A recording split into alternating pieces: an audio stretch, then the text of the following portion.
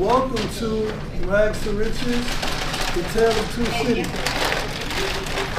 I love that growing up. I always wanted to use that in a session. All right, so before I get started, could we briefly, since we have a small group, we can introduce ourselves so we can get to know each other. Starting, Dr. Wright. My name is Derek. I am the director of the Choice Program. Hi, I'm Kelly Quinn. I also work at the Choice Program at UMBC, and we have programs throughout Central Maryland and workforce development in Baltimore City. Hi everyone, my name is Deanna Coffey. I'm a program specialist at the University of Baltimore, Office of Community Engagement at the Community Engagement Center. We're located in the Appleton area. We have free programs and services for residents within our West Baltimore as well as our residents in Baltimore. Melanie Aiken. I am working at the healthcare training program at Bon Secours Community Resource Center. Good morning. Morning everyone. My name is Kirsten Moore. I'm the program manager for healthcare trainings at Bon Secours. I'm also a CPR instructor with the American Heart Association. Hi everyone, my name is Carly Feinberg and I'm the small business consultant at the Baltimore County Public Library. Hi everyone, my name is Chloe Wallace. I also work with the Choice Program in Baltimore City and supporting youth. Hello, my name is Eli Lopat, and I'm the Executive Director of the Greater Mondawmin Coordinating Council. It's an umbrella community organization representing the 8 neighborhoods in this area surrounding the Mondawmin Mall. I'm Kevin Miller. I also work at GMCC. I'm the Associate Director of Operations. Well, we're trying to work out some technical difficulties. All right, so I guess I can do a brief introduction of who I am. My name is Rasheed Aziz. I'm the Executive Director of CityWide Youth Development. Well, CityWide Youth Development is a nonprofit organization. We were created in 2010 in Baltimore City. Actually, the R&D was done previously in the early 2000s down in Florida, when I decided that I wanted to move myself and leave Florida to more traditional urban setting, right? So came to Baltimore City. The focus of coming to Baltimore was to be a part of the revitalization of the inner city. Florida, much different. I'm sure a lot of you guys have been there on vacation and, sunning and funning and all that type of stuff. But it's very different dynamic, very manicured lawns, very Disney-esque, right? So I wanted to, when I was in college, I really wanted to be a part of like the inner city that I always saw growing up, through the tube, right? Vastly different dynamics between suburban, downtown, and the hood, night and day.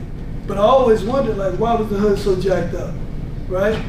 And so I traveled. So I'm in college, like most college students do, and my friends are going here, there, and the third, and I went with them all over the place. Chicago, Pittsburgh, Philly, I was very dismayed by just the lack of resources, the poverty. Of course, with poverty comes crime, right? And so I wanted to be a part of that. My ambition in college was to be an engineer, right? So it's like I like solving problems, I like creating things. And so my focus then turned towards solving the problem of being part of the solution to engage and create opportunity and deal with this dynamic, right? That's so destructive for us, but so beneficial for other people, right? That benefit from that generational, decades old, centuries old poverty. So, Tale of Two Cities, Rags to Riches, is a story and really a framework with how our organization, CityWide Youth Development, focused on being a part of the solution in and tapping into the resource that creates this dynamic. So at this point, I was going to point to our logo, but since it's not there, my guys working on it, appreciate your work. That's really the focus and the foundation of CityWide Youth Development. So our goal was, we're providing solutions for crime and poverty with two. We created 2 programs focused on food and fashion. I wish I had a great story with how we focused on those 2, but it just happened. I was a dude that swore I was like the flyest dressing guy on campus. So, and it was the mid-90s, and urban clothing lines were like smashing. Like everybody's a rapper, and their record labels are like abundant. Yeah. Mid-90s, everybody had a clothing brand, right? Companies were investing millions of dollars in brands. I mean, I could mention like a whole bunch of these brands you guys probably would not know. But before FUBU, right, you had School of Hard Knocks, you had Yoshi, you had RP55. But during this time, the growth of hip hop culture was so dynamic that it went beyond music. So, you know, to media, television, you had, you know, CW, before CW it was UPN, Fox, all of these people, you had, you know, urban programming that like permeated these stations and made them popular. With that came fashion. So the music kind of brought this whole subculture in. And so I was like in college doing that wave. And so my bright idea, because I was going to North Carolina Central at the time, and North Carolina Central is in the heart of the fabric manufacturing, textile manufacturing belt, which was the epicenter of textile manufacturing in the United States. So I didn't relate slavery and our ancestors producing cotton and tobacco and hemp to fashion, and didn't really understand. You know, they teach it in segmented parts and don't relate it to economics, right? So it's like you learn in silos. And so that coalesced when I went to North Carolina Central, because what I saw was urban fashion killing the scene, right? All of these black faces in high places, and they killing it. You know, the brands were abundant.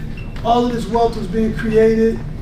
And then on the other end, here I am in North Carolina Central, and I have Burlington Industries, Triacone Mills, and all these multi-million-dollar industries weaving and producing the fabric, creating thousands and thousands of jobs that existed there, some for generations, right? All throughout that belt. You know, Wilmington, you know, North Carolina, all the way, you know, through Charlotte. I mean, just mad amounts of factories. And so for me, you know, I guess an epiphany hit, like, wow, we're on the creative end of these industries, but don't have any inclination of the production and manufacturing end, which has more longevity, that builds industry and builds community. And so at that particular point, it was like, hey, I can create my own clothing brand, I can create and develop manufacturing, and now I can bring that to the inner city, because manufacturing in the inner city for urban fashion was non-existent. And so that's how it happened. A guy that wanted to be an engineer ended up, you know, sitting down, learning how to sketch, sewing. It was crazy. I had no idea that my life would like go in that direction. While I was there at the university, I ended up selfishly working with a gentleman that had an Italian ice company. I say selfishly because the only reason I worked with him wasn't because of nobility, like, hey, I'm gonna help this guy's business grow and flourish. Nah, if I can help him do this, he can invest in my clothing brand, right? So I'm like, if I can help him be more efficient with his company, he can in turn be able to help me. Now I'm like, I should have really just wanted to help the guy. But, at that particular age, that's, what the purpose was. And so I helped this young man, and he was creating, at the time, 15 jobs for young people distributing Italian ice. The company was called Nubian Flavor Ices. And it was an excellent opportunity for me to now learn entrepreneurship on the ground level, working with young people right where they were. So now people look at, CityWide Youth Development, and they try to understand, like, you guys manufacture sorbet and you're doing ices and sorbet and ice cream and you're doing fashion. That's how those two pieces intersected.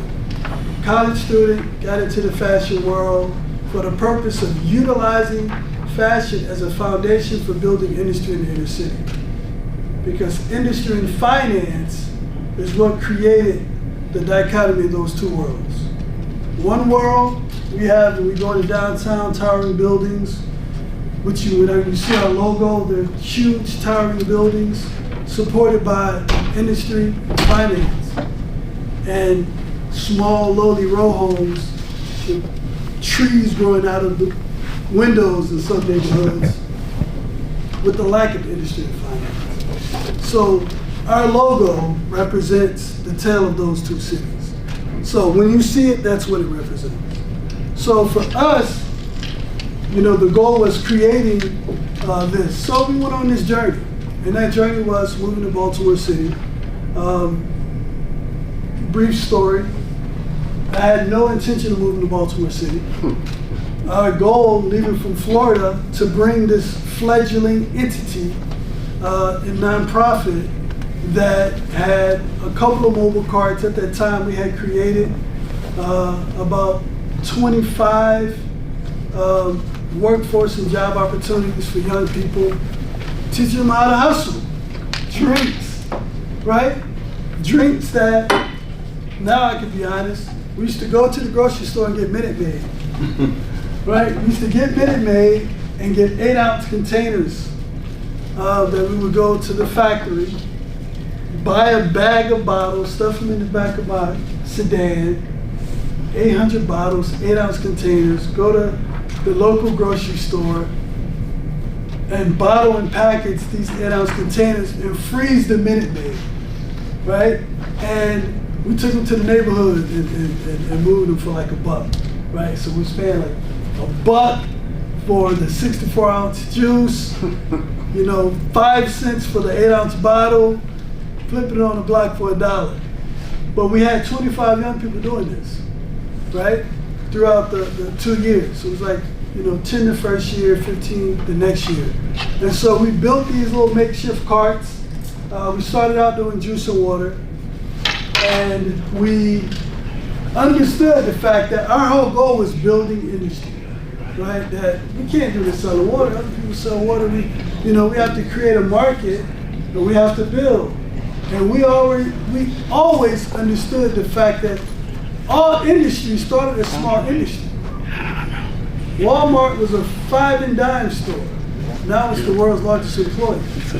So our lesson to the young people that we work with was to don't look at the now, look at what we can become. So we wanted to create a product that didn't exist. So we created it, got Minute Maid, repurposed it, repackaged it, and processed it. Our processing was a freezer, right? So we go on the block, we selling these 8-ounce joints, all the block, loving it, right? Oh man, y'all, yes, our own recipe, it's crazy. So, but it worked. We were able to create opportunity for young people. We were able to get young people away from the block, those that wanted to, from selling dope, and they can realize, man, I can make $75, $100, $150, $200 a day selling my own product, right? That's literally how we started. From being a college student, watching a gentleman create opportunities for a dozen plus young people selling Italian ice, me working as an intern, helping him support his business while I was a student learning about fashion design. And the economies of vertically integrated manufacturing through the fashion industry. That's the foundation of CityWide Youth Development. That's why we focus on food and fashion. All right, so now we can fast forward. Here in Baltimore City, I'm leaving Florida, and I decided that we want to locate on the East Coast, close to New York, but not in New York, too dirty, too many rats, maybe DC. So that was like our focus. Didn't know much about Baltimore, just happened to be a realtor that had property in DC, but he was from Baltimore. And the conversation we would have was, your programming needs to be in Baltimore City. Don't go to DC. So I'm like, I don't know anything about Baltimore, so I watched The Wire. So I watched The Wire, and yeah, it's The Wire. So, but I fell in love with the city, right? Because all I saw was a lot of opportunity, right? There was so much opportunity here. And so, but I still wasn't moving to the city. So as we brought our equipment in our wagon, I guess, our minivan, and our 6x12 cargo trailer with a screen print machine, a sewing machine, and a couple of carts, literally. Like in the back of this trailer, and my family, we drove, and we were on 495, and literally at the last minute, and it was a Friday, we decided just, let me come to Baltimore and check it out. And that's really how I ended up in the city. So we just drove off of 495, came to the city, exited off at Security Boulevard, right? I remember it like it was yesterday. And I'm pulling the station wagon, we pulled into the hotel, unhooked the wagon, and I just had to get in the city, right? I drove 14 hours straight, but it was like, all right, I've seen The Wire, I gotta come into the city and just check out the dynamics of the city. And so, and I never left. You know, came here that weekend, was only supposed to be literally for the weekend, and I didn't make it to DC until like 3 years later, you know, to go to the zoo or something, right? So Baltimore City really, and I'm so excited, and I think, you know, Dr. Jenkins about the opportunity of being here, Dr. Williams, because the revitalization of West Baltimore, and to actually, one, be a part of that, but to see the investment into not only entrepreneurship, but into industry creation. This is what changes the tale of the two cities, because that's what we didn't have before. Lack of investment, lack of capital, and not have access to industry. Like if young adults wanted to create and develop, where are they gonna work in West Baltimore? Where are they gonna train as of now in West Baltimore? There are very, very few resources. You can't walk the training, you can't walk the work. There's not a hub for entrepreneurship. And so that had to change, and thankfully we are a part of that change, and people are listening. Unfortunately, the anniversary for the unrest, well, the riots, because that's what it was, when Freddie Gray happened, and the anniversary is coming up, and people are commemorating that. But it's great to see that there is drastic change coming to deal with the core issues that made that issue an issue.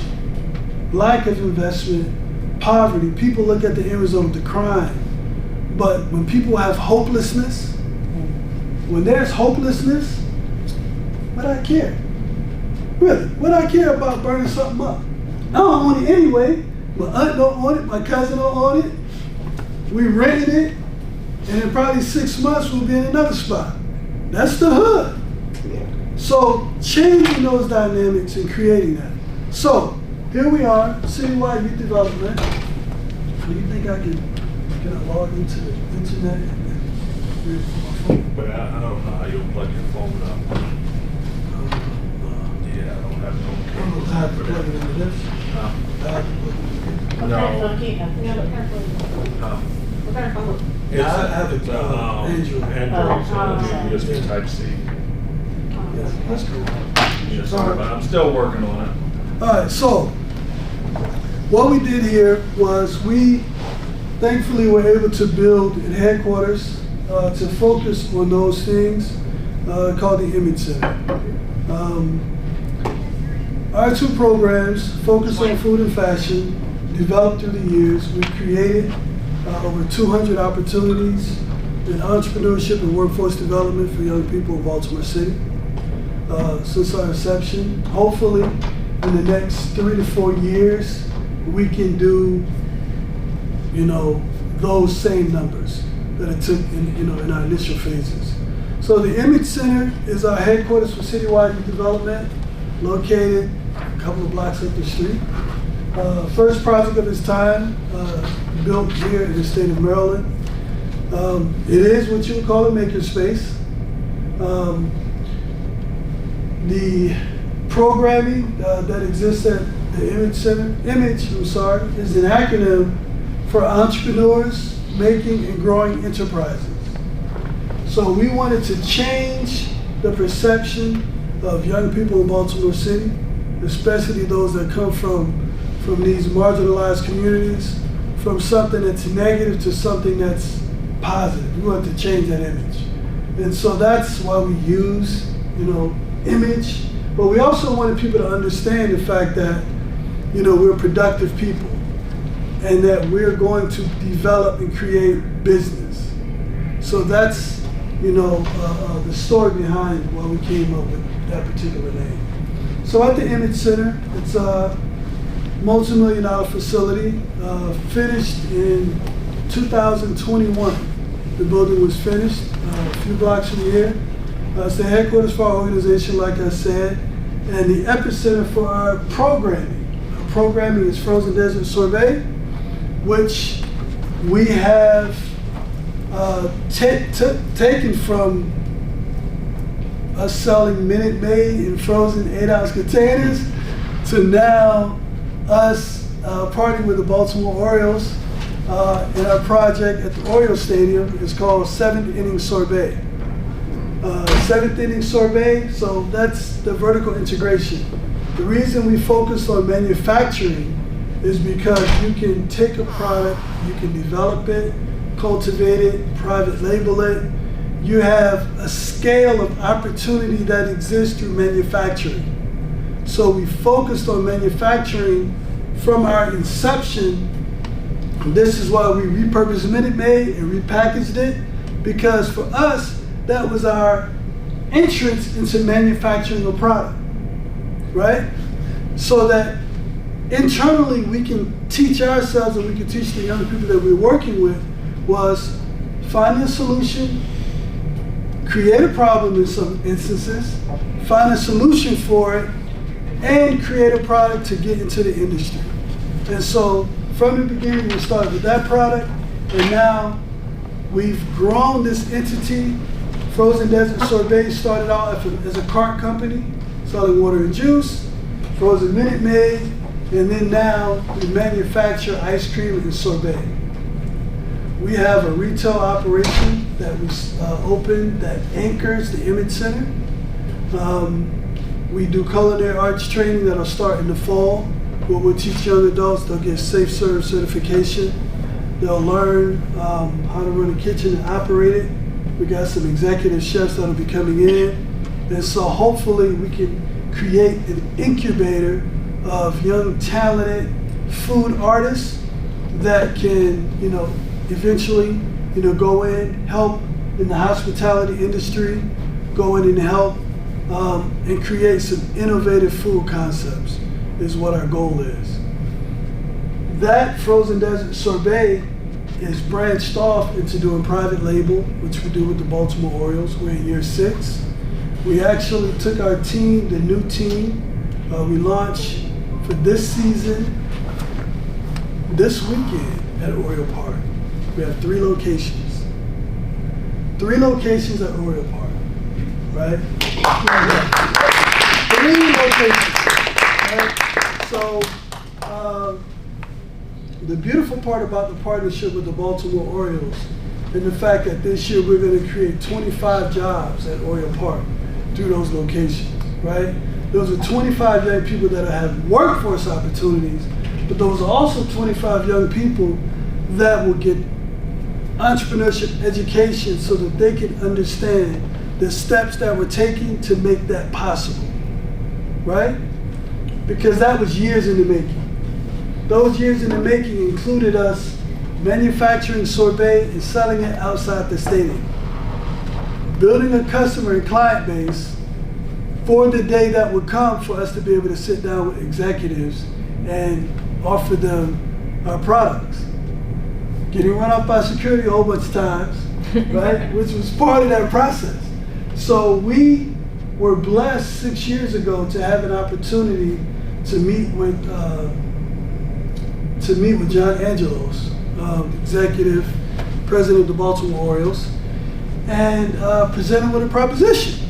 Like, hey, John, there's not too many of us up in here that actually have real estate, that have good product in this arena. You know, we have a youth development program, and we have the world's best sorbet, in our opinion, and we have production capacity, et cetera, et cetera. So we know when opportunity comes, you have to be able to deliver. And so how can we deliver? Well, we can manufacture over 1,000 pints a day. So before we even presented ourselves for that opportunity, we made sure that we're in a position to deliver. We had manufacturing capacity, and we already understood before we took the meeting what questions they were going to ask. And more importantly, it was, is your product good? Can you manufacture a product, and can you deliver? Right? So this is, again, lessons that we teach the young people, and they're a part of the journey. That we can authentically sit and look them eye to eye and say that, hey, look, I came from these same streets. I came from these same streets, I understand. But if you're going to compete in this world, you got to be able to deliver. You got to be able to honor your word to the best of your ability. You got to be consistent. You got to work hard. You got to be damn sure be creative, right? And so those are the lessons and part of the curriculum that CityWide Development offers, where some organizations deal with theoretical entrepreneurship. We deal with theoretical, we deal with academic, but they could see we took products that didn't exist and made them exist and did it at the highest level. And located it right smack dab in their community. Those are the things that are part of the change of Baltimore City. Those are the things that'll make this tale of two cities irrelevant for some of them in the future. The rags to riches, understanding that industry and finance that we create levels the playing field. That our communities don't have to look like, you know, they're in war-torn areas. That people will not have, you know, hopelessness, you know, like on their sleeves. That they can see industry and progress from people that look like them, and they can participate in it, and they can come here to this university, they can learn a skill. So it's just so exciting, really. So many things that were said in the early opening, it was like, man, I gotta tear up all my notes and freestyle this. Because it was like, hey, look, industry and finance changed the day. We invest that into the inner city.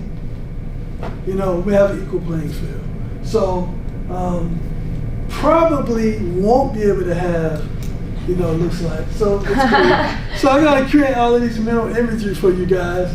And most of you in here have seen us in action, you know, they have great programming. And then we appreciate like all the efforts because it's gonna take all of us to change the city around, right? So lastly, we have two things that I want to share with you. So thankfully, you know, the last subject we talked about was 7th inning sorbet at Oriole Park, which we love that partnership. We just were announced that we're awarded an expansion to the EMAGE Center, a great sum, $750,000. The last piece is on the 3rd floor there's a local community school that has been around since 1972. And they've operated on West North Avenue for quite a long time in a dilapidated space, offering private school, offering community members a safe space for their kids to learn. A lot of them went to college. Some of my children actually went to the school. We're going to lease them below market rate, 6,000 square feet, and that school will be located on the 3rd floor. We want to be a part of supporting education, supporting opportunity. So for us, I think that's like probably the thing that I'm most proud of, that we're able to, give this school a new space so students can just see, again, of course some of the older students who participate in our programming, but for them to see opportunity and see that they matter, right? The hope piece is a real piece. People not thinking that, I'm sure you guys interact with these people, we're dealing with the same population. The morale is at an all-time low. So what can we get them? How can we show them that you matter? Right? That's the part that's the most heartbreaking, right? Because a lot of them are just hopelessness. So for us having the opportunity to come into the hood and build was really for us to be able to say, bro, you matter. Because we had people protesting when we had the groundbreaking in the inner city. And why were they protesting? Because they thought this was the beginning of gentrification. Right? Now I'm on stage with all of these people, the governor, the mayor, all of these people, and they had no idea about the project, even though we're, of course, communicating with the community like, hey, it's coming, it's coming, it's coming. We're doing the groundbreaking. And it was because so many promises had been levied at people, and they're like, oh, okay, they're just taking this old warehouse and other people are coming and it's not gonna be for us. And it was like, wow. You know what I mean? That's just, people would not come into the EMAGE Center because they were like, well, where the white people at? I know it's there, it ain't for us. And it's like, what do you mean it's not for you? This is for you. It's too nice. We don't have anything besides Capital State University. There's nothing like the EMAGE Center on West North Avenue, right? The mail lady comes to us every day because she has a clean place to come and relax and use the restroom, right? It is sad. It is really, really sad. So the thing about it is being a part of the resurrection and the change of mindset. That's, I think, probably the most dynamic thing we've been able to accomplish, right? Change of mindset and show them that there is hope, that people do care, a lot of people care, and we're gonna make those investments right here in the neighborhood. So for you guys doing all the great work around entrepreneurship, around workforce development and creating opportunity, thank you so much. I understand how selfless it is. I understand how hard it is, really do. But I thank you because it was those things that helped me when I was a 14-year-old guy getting a junior achievement, right? Totally changed my life, right? And I really appreciate those opportunities, so what you do really matters, right? So thank you for taking the time. Excuse my rambling. I apologize for the technical difficulties. I'm wrapping up. Do anyone have any questions for me? Or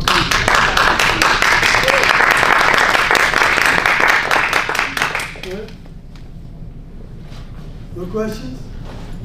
Yes, sir. How can we refer kids to your program? Excuse me? How can we refer young people to your program? Just go to CityWideYouthDevelopment.org or email address is on the website. Okay. And then, we work with we don't have internal soft skills training, so we, of course, partner with organizations that offer soft skills training. That's it. Thank you so much. Thank you. You guys enjoy the conference.